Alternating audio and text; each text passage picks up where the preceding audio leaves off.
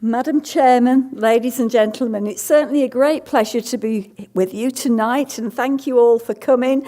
I know you would rather be doing plenty of other things on a Wednesday evening, but just lay back, enjoy your wine, and hopefully you'll enjoy the next session. I'm sure we can find another glass of wine if it helps. So as Maureen said, we're going to be concentrating on weaning our PKU babies. And of course, this is a very crucial period in the feeding life cycle of our children with PKU. This is the time we've got to introduce a varied diet. We've got to introduce new tastes and textures. As Maureen has already said, this is the time we've got to create our future feeding patterns. Children develop their food preferences. All the routine is established.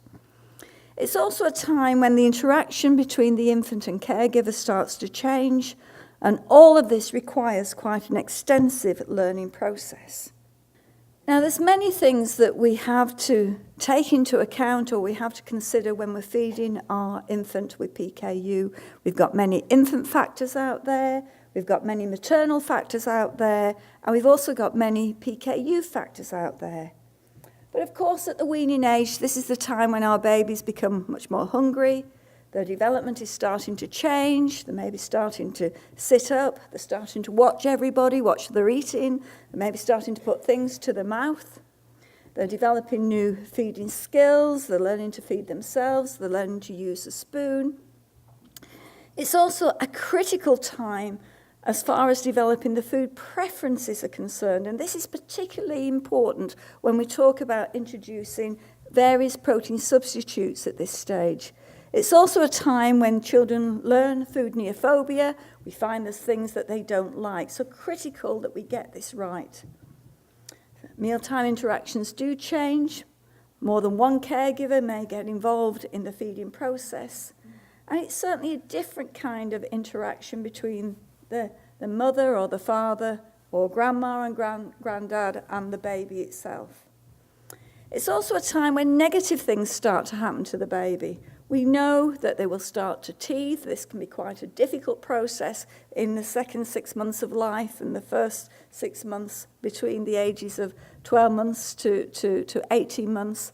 And also we know that our little ones may have more gastrointestinal symptoms, more vomiting, more diarrhea than at other stages in their life. The sort of maternal factors we have to take into account, of course, we need to know something about the cognitive ability of our parents, how much they actually understand about feeding children. Are they a good parent? Have they fed other children before? Have they got good practical skills? What is their knowledge of PKU? And what is the maternal mental health like? Mothers who've not adjusted very well to the diagnosis of PKU, they're often very negative about feeding. Everything's often a problem, and this is something we have to work through. What is the support mechanisms of our mothers? We need to know something about this. Are they likely to come to us for help? Are they likely to go to their own mothers for help? Or are they likely to go to Facebook for help? These are the sorts of things that can have a big factor in the way that people feed their children. And of course, their own eating habits of mothers may influence the way that they may feed their PKU child. And then we come to many PKU factors that have to be considered. There's all sorts of things thinking about constantly. Is that baby having the right amount of phenylalanine? Are they having too much, too little? But it's a constant worry of that mother. We've got to maintain the energy intake of that child. There's always a fear of losing phenylalanine control during that weaning period. Of course, we've got to meet the non-phenylalanine protein requirements. That is quite a challenge. We've got to consider the medical food, the type of medical food. And we've always got to get the balance right at this stage between the amount of liquid we're giving that baby and the amount of solid that we're giving that baby. So let's talk a little bit about transitioning the medical food.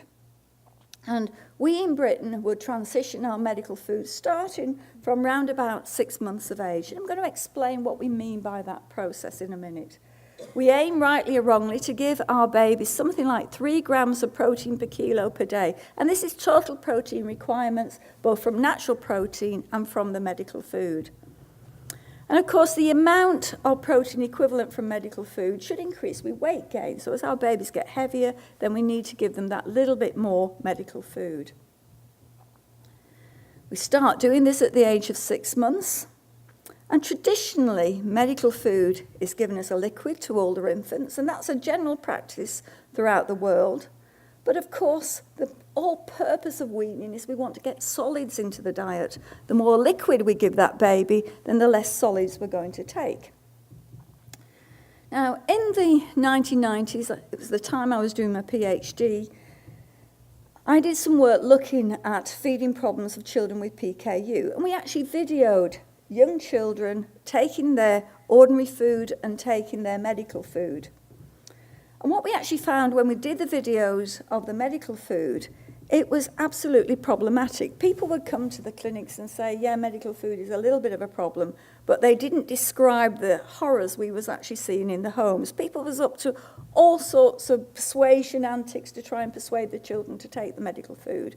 In fact, some of the parents said it was ruining their lives trying to give children the medical food as a drink.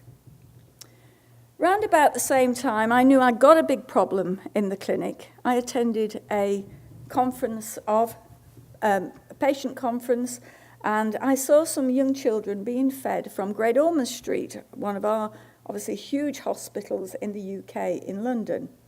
And a very famous dietitian who I absolutely adore, a lady called Dorothy Francis, had started this practice of actually making traditional protein substitute into a paste.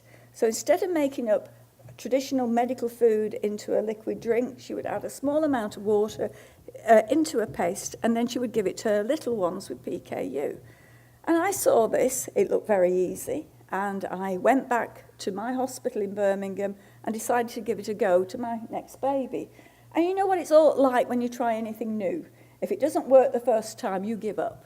But luckily, the next baby I tried on this product, it worked, and I felt we had something in it. And round about the same time, I actually did a survey on how people gave the medical food to their babies. And in fact, this was a survey in Britain and in Australia at the same time. We used some of our friends in Australia. And we found that the practice of dietitians, about 2/3 of the dietitians was giving a liquid medical food. About 1/3, and this was in the 1990s, late 1990s, were given a protein substitute as a paste or a gel. And small numbers added concentrated amino acid into the infant medical food itself. So that was the practice at the time. Now, things have very much changed in Britain. And they have changed since 2001 with the introduction of a new protein substitute that we had specifically introduced for feeding our babies with PKU as a second stage protein substitute. And this is a gel. It's a concentrated protein substitute that contains a little bit of starch. We just add a little bit of water to it, make it into a gel or a paste, and then we give it to our babies. And we start introducing this from 6 months, not to replace infant medical food at that stage. It's used concurrently with infant medical food, and it gradually replaces infant medical food. So by giving a concentrated protein substitute in the form of a gel, it certainly enables good transition from liquids to solids at the weaning stage. It means that our little ones with PKU are less dependent on a liquid diet. We can give a concentrated source of protein in a small volume. And we believe it helps to improve appetite, and we think it's more appropriate with the developmental needs of that child. So let's do a comparison of our so-called gel powder compared with 100 ml of infant medical formula. Now, 5 grams of gel powder will provide 2 grams of protein equivalent. It provides a small number of calories, only something like 16 calories, a small amount of carbohydrate, vitamins and minerals, everything what the baby needs. And you're probably all thinking, but how on earth does the baby get the calories? Well, the baby gets the calories because we want them to eat solid foods, not because we want all the calories coming from the protein substitute.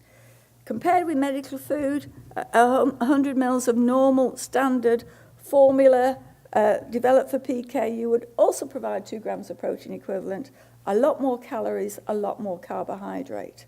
And some of the traditional protein substitutes will provide equivalent types of calorie carbohydrate profiles to our infant medical formulas. And what we do when we introduce the gel, we always give it before food. So we start with a small amount of medical gel before every meal. So right now you would have had your gel first, followed by your food, and then we would top up the babies with the infant medical food at the end. How do we make up the gel?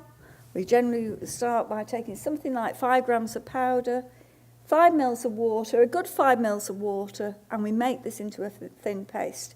It looks a little bit like porridge or thin baby rice, but it's a consistency that the babies can take relatively easily. So we have a steady introduction of this gel into the diet. When we introduce it, we would start 1 week by giving 5 grams of gel only before breakfast.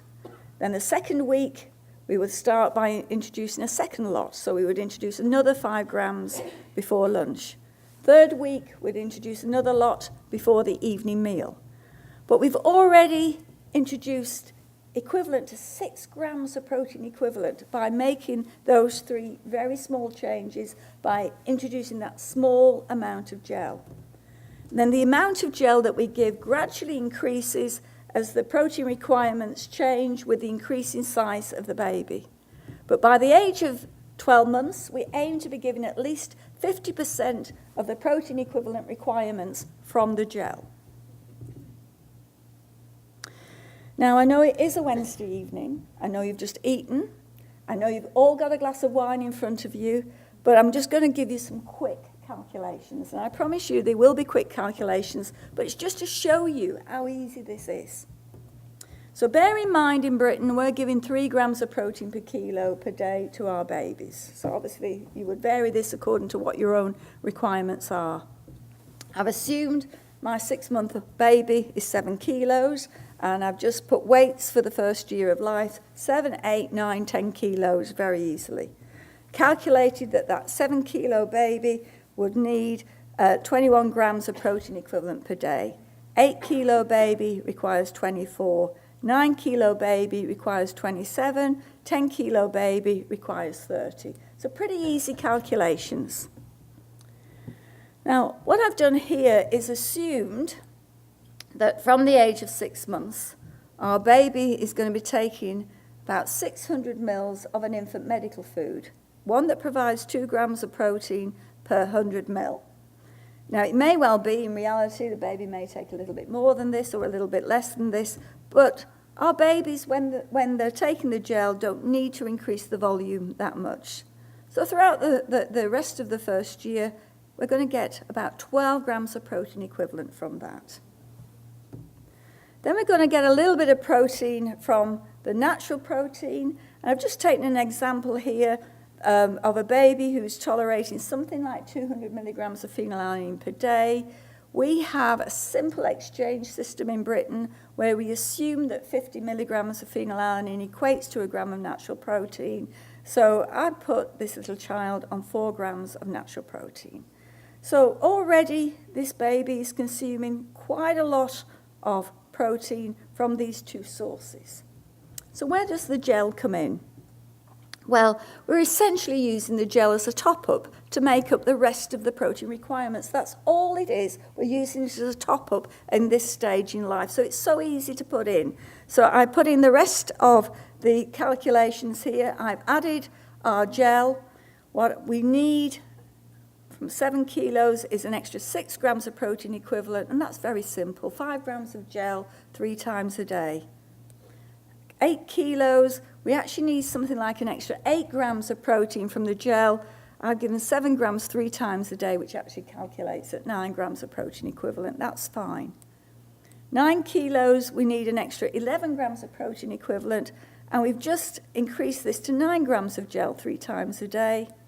And at 10 kilos, we need an extra 11 grams of protein an extra 14 grams of protein equivalent from the gel, and we're giving 11 grams of gel 3 times a day. But you can see this is small amounts, so we're not talking about big volumes at any point during this time, which is always given before the food and then a medical food top-up.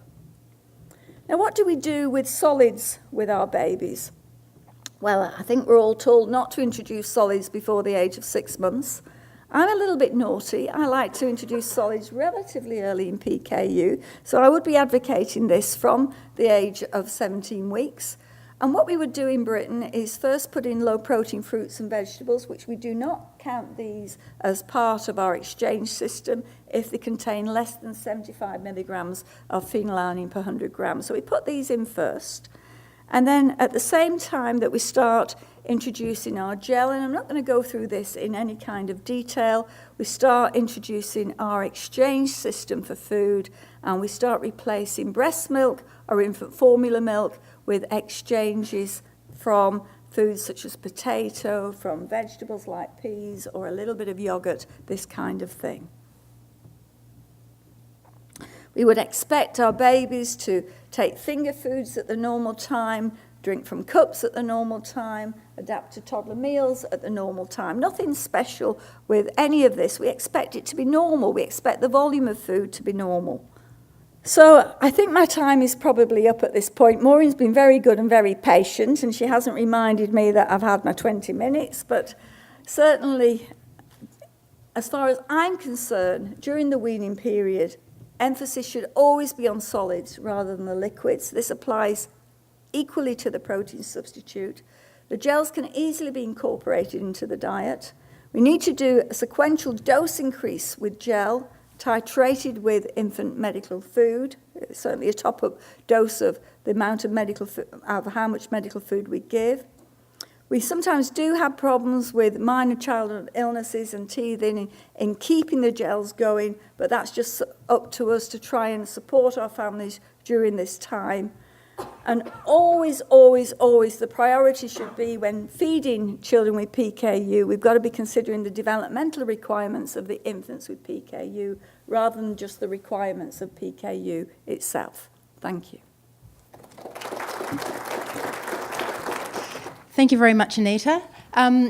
We've got time for 1 or 2 questions. Does anyone have a question for Anita about how to introduce gel or any of the concerns that she may have had with introducing gel to any of the infants? Now, I hope you ladies have, because Maureen's going to ask me some horrific questions if you don't ask me. I've got a whole list here. Yes. We'll be here for hours. Oh, we've got questions over there, Maureen.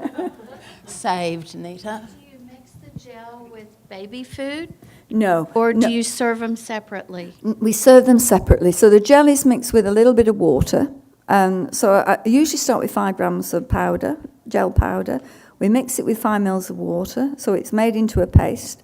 We get that into the baby first, and then we give the food separately. The reason why I don't mix it with food and don't advocate mixing it with food is that several reasons, really. One, it will change the taste of the food. Secondly, it will increase the volume of the food that you've got to give to the child. Thirdly, you're making a rod for your own back, because it will mean if a child gets used to taking it mixed with food, wherever that mother goes, she's got to have that food with her, and you've got to warm it up to a specific temperature. So get the gel down, it's the medicine, get that down first, functional, get on with it. Then the food the child can then enjoy, they can eat as much or as little as they want, and then we top up with a bottle of infant medical food. One more question. Do you mix the liquid PKU formula with the typical infant formula or expressed breast milk, or do you serve those separately? We serve those separately. It works very nicely mixing them together. And in fact, when Tricia used to practice in Liverpool, she used to always do things differently to me. But I always give the bottles separately. So if it's a special infant formula, the medical infant formula, what I would do is give a set volume of that first and then give the either breast milk or I would give normal infant formula, depending on what the baby was taking. The reason why I don't mix them together is it works beautifully at the beginning when you're feeding the baby. The problem starts again at weaning. And when you start having to withdraw the amount of normal infant formula from the infant medical food. The reason why I'm stuttering on medical food is I'm used to calling it protein substitute, but I made a special effort. It's nearly killed me, but I made a special effort today to call it medical food. But the problem becomes at weaning, in my experience, because when you start taking away the normal infant formula from the medical food or the protein substitute, then the protein substitute becomes much stronger in taste, and the babies don't take it as well. So I always give infant medical food first, followed by normal formula. Last question. How long do your children take the gel? Till what age? It's really an individual thing. And round about the age of 3, we start encouraging our little ones to take a liquid pouch, small volume liquid pouches, which we've got several different ones available in the UK. But the reality is most will transfer between the age of 4 to 5. There are some who will continue a little bit longer. The boys transfer to the liquid pouches quicker than the girls. In my experience, the girls tend to be a little bit more suspicious. They smell everything and don't like change to quite the same effect. Boys are easy to bribe. You just need to say to them, look, this is a sports drink. I can drink it quicker than you, and they're determined to win you. And it's because of their competitiveness that they will often change over that little bit quicker. But certainly, youngest age would be 3, but often 4 or 5. Okay. We've got one last really quick question. Really quick.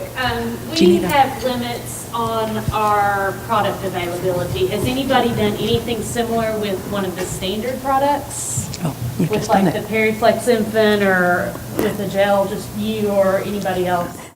We don't have access to the gel for the majority of our patients. So are you saying are there alternatives? Have you mixed a standard? Yes, I have. Yes, I have. Yes, I have. And that's what I used to do years ago before the gel became available.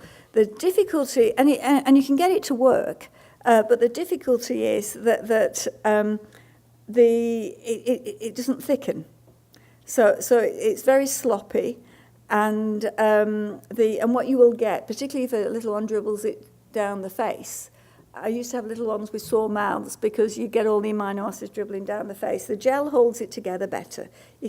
So you can get it to work in a small volume with the original protein substitute medical foods, but it's better if you can hold it together, if you can. Okay, we'll have to call that quits. Thank you so much, Anita, for all of that really fantastic practical help.